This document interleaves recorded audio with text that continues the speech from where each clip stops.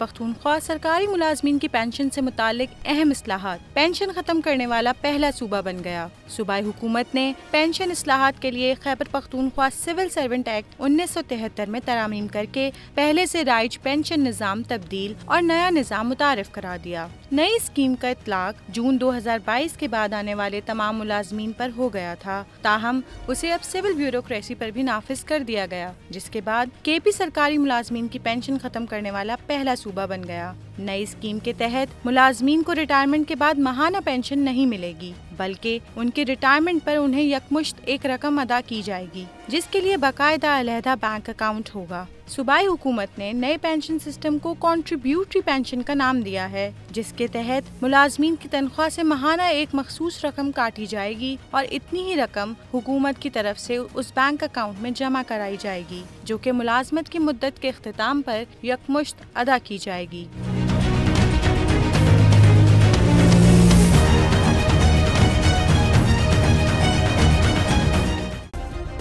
Subscribe करें और bell दबाएं ताकि कोई खबर रह न जाए।